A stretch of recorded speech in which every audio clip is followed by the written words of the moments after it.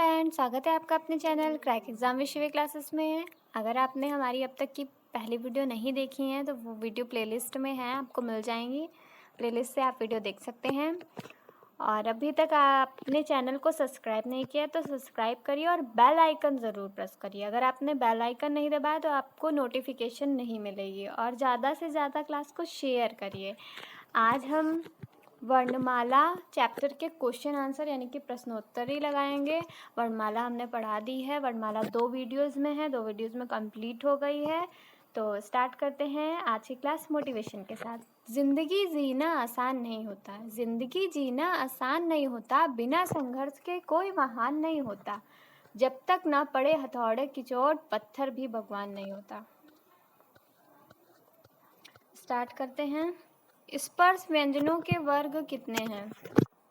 स्पर्श व्यंजनों के वर्ग कितने हैं? अगर संख्या पूछेगी तो आंसर दूसरा होगा। यहाँ वर्ग पूछ रहा है, कितने वर्ग है? 2 हैं, 4 हैं, 5 है, 3 है। ऑप्शन को एलिमिनेट करते जाइए, राइट आंसर मिल जाएगा। 3 नहीं होगा, 4 नहीं होगा, 2 नहीं होगा, 5 होगा। कु चु टू तू पुएते उदिता, तो 5 हो जाएंगे। का से लेकर माँ तक।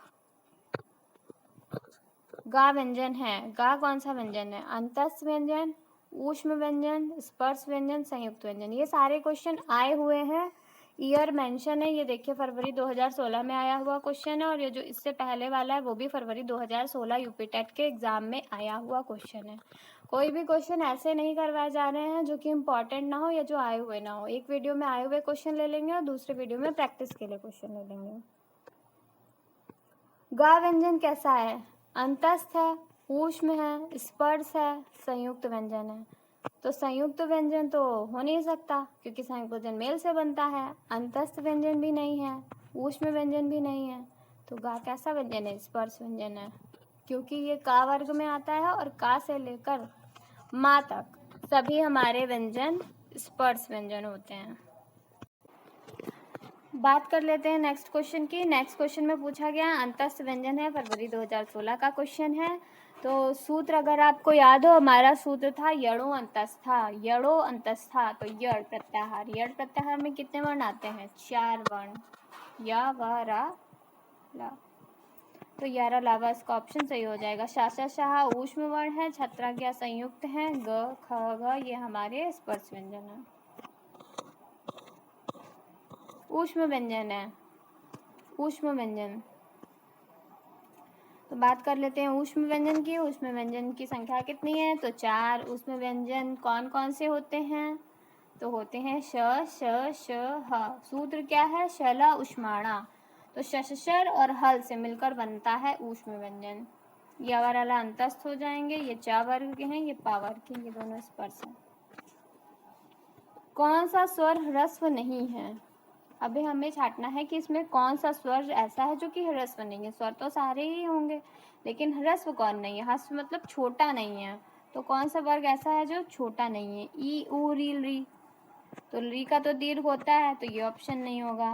रील री ये भी नहीं होगा। ए ओ ए औ ये चारों जो वर्ण हैं ये दीर्घ होते हैं, इनका ह्रस्व नहीं होता। ये ऑप्शन सही है। अंगाहा अयोगवा होता है। निम्नलिखित में से कौन सा स्वर नहीं है? यहाँ पे थोड़ी सी मिस्टेक है। यहाँ री नहीं ला होगा, वो भी हलंत वाला। आ भी स्वर है, ई भी स्वर है, री भी स्वर है और ला हमारा स्वर नहीं है। तो ये हमारा राइट आंसर हो जाएगा। छ किससे मिलकर बना है? ये जो क्षत्रिय वाला छ है, ये छ किससे मिलकर बना है? तो ये हमारा छ का और शा से मिलकर बना होता है। ये हमारा उच्च प्राथमिक 2017 में ये क्वेश्चन पूछा गया। उच्च प्राथमिक 2017 में। तो इसका आंसर हमारा हो जाएगा ए ऑप्शन। अंतस्थ वर्ण है, 2017 का क्वेश्चन है। ऊष्म शशा शाह, अड़ अ ई उ, यड़ यवराला, विसर्ग या अनुनासिक। तो अंतस्थ वर्ण के कौन से कहे जाते हैं? तो अंतस्थ वर्ण यड़ प्रत्याहार में आते हैं। यड़ो अंतस्था, तो यवराला हमारा आंसर हो जाएगा। निम्न में से कौन संयुक्त व्यंजन है? तो संयुक्त व्यंजन जो 2 व्यंजनों से मिलकर बने हो संयुक्त व्यंजन कहलाते हैं। खा क्या मिलकर बना है? नहीं। झा भी नहीं, भा भी नहीं, ज्ञा इसका राइट आंसर हो जाएगा।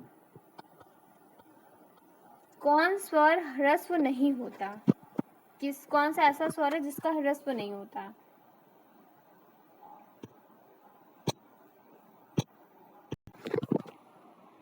री, तो री का हमारा दीर्घ नहीं होता है। री का दीर्घ भी होता है, ह्रस्व भी होता है, उ दोनों होता है, ओ नहीं होता, तो ओ हमारा राइट आंसर हो जाएगा। ओ का कोई ह्रस्व नहीं होता क्योंकि वो संयुक्त है। संस्कृत में अयोगवा वर्णों की संख्या कितनी है? तो हमारे संस्कृत में अयोगवा वर्णों की संख्या 4 है।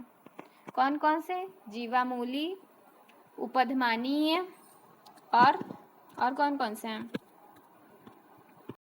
अनुस्वार और विसर्ग।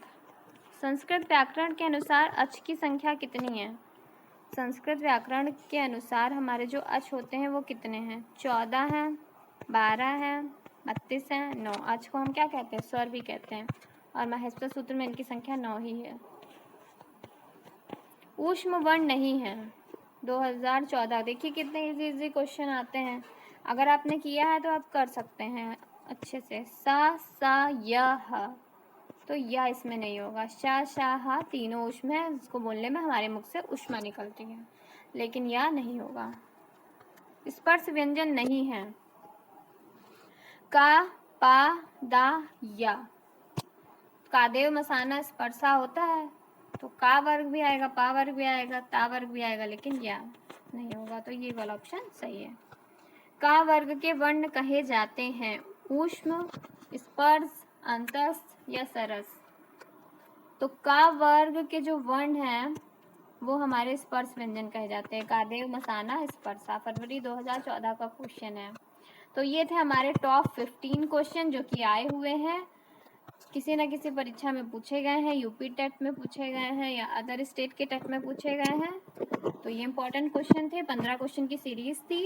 और अगर आप ऐसे ही क्वेश्चन को सॉल्व करना चाहते हैं या चाहते हैं कि ऐसी ही वीडियोस हम और लेकर आएँ, तो आप उसके लिए चैनल को सब्सक्राइब करिए, लाइक करिए, ज़्यादा से ज़्यादा शेयर करिए और कमेंट बॉक्स में अपने सुझाव भी दीजिए। अगर आज की क्लास अच्छी लगी हो तो थैंक यू फॉर वॉचिंग।